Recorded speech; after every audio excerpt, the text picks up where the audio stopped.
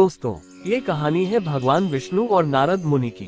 नारद मुनि जहाँ भी जाते थे बस नारायण नारायण कहते थे। नारायण को तीनों लोकों में जाने की छूट थी, वह आराम से कहीं भी आ जा सकते थे। एक दिन नारद मुनि भूलोक पर थे। उन्होंने देखा कि एक किसान बहुत तेज गर्मी में भी परम आनंद की अवस्था में अपने खेतों में काम कर रहा था। नारद मुनि को ये जानने की उत्सुकता हुई कि उसके आनंद का राज क्या है। जब वह उस किसान से बात करने पहुंचे तो वह किसान अपने काम में इतना डूबा हुआ था, उसने नारद मुनि पर ध्यान भी नहीं दिया। दोपहर के समय खाना खाने के लिए वह किसान एक पेड़ के नीचे बैठ गया। उसने सिर्फ नारायण नारायण नारायण कहा और खाना खाने लगा। नारद मुनि ने पूछा, तुम्हारे इस आनंद की वजह क्या है? किसान बोला कि हर दिन नारायण अपने असली रूप में मेरे सामने आते हैं। मेरे आनंद का बस यही एक कारण है। नारद मुनि ने उससे पूछा, तुम कौन सी साधना करते हो जो भगवान विष्णु तुमको खुद आकर दर्शन देते हैं? किसान बोला, मुझे कुछ नहीं आता, मैं एक अज्ञानी अनपढ़ आदमी हूँ। बस सुबह उठने के बाद मैं 3 बार नारायण बोलता हूँ। अपना काम शुरू करते समय 3 बार नारायण बोलता हूँ। अपना काम खत्म करने के बाद फिर से 3 बार नारायण बोलता हूँ।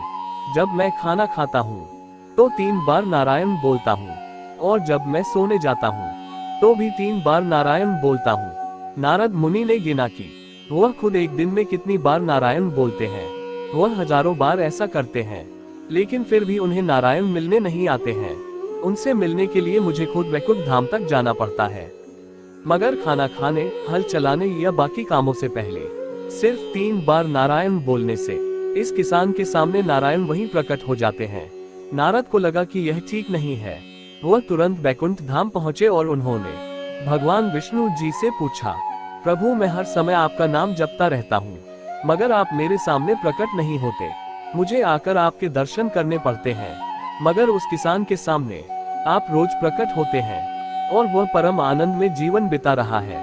भगवान विष्णु ने नारद की ओर देखा और लक्ष्मी जी को तेल से लबालब भरा हुआ एक बर्तन लाने को कहा। उन्होंने नारद मुनि से कहा, पहले आपको एक काम करना पड़ेगा। तेल से भरे इस बर्तन को भूलोक लेकर जाइए, मगर इसमें से एक भी बूंद तेल छलकना नहीं चाहिए। इसे वहां छोड़कर आइए, फिर हम आपको इस प्रश्न का जवाब देंगे। नारद मुनि तेल से भरा बर्तन लेकर भूलोक पहुंचे और उसे वहां छोड़कर वापस आए और बोले, प्रभु, अब मेरे प्रश्न का जवाब दीजिए। भगवान विष्णु ने पूछा, जब आप तेल से भरा बर्तन लेकर जा रहे थे तो आपने कितनी बार नारायण बोला?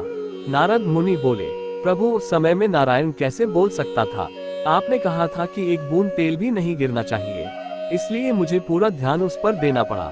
हाँ, मगर वापस आते समय मैंने बहुत बार नारायण नारायण बोला। भगवान विष्णु बोले, यही आपके प्रश्न का जवाब है। उस किसान का जीवन तेल से भरा बर्तन ढोने जैसा है, जो किसी भी पल छलक सकता है।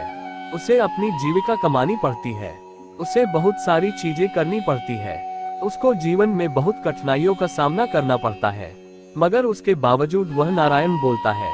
जब आप इस बर्तन में तेल लेकर जा रहे थे तो आपने एक बार भी नारायण नहीं बोला। यानी यह आसान तब होता जब आपके पास करने के लिए कुछ नहीं होता। इसलिए हे नारद मुनि, जो मनुष्य अपने अत्यधिक व्यस्तता के बावजूद भी प्रभु की आराधना के लिए समय निकालता है, जो अच्छे समय में ईश्वर को नहीं भूलता है, वह व्यक्ति ही ईश्वर को पाने का अधिकारी बनता है। इसलिए दोस्तों, मनुष्य को अपने अच्छे और बुरे समय में ईश्वर को याद करना नहीं छोड़ना चाहिए। जय नारायण नारायण नारायण।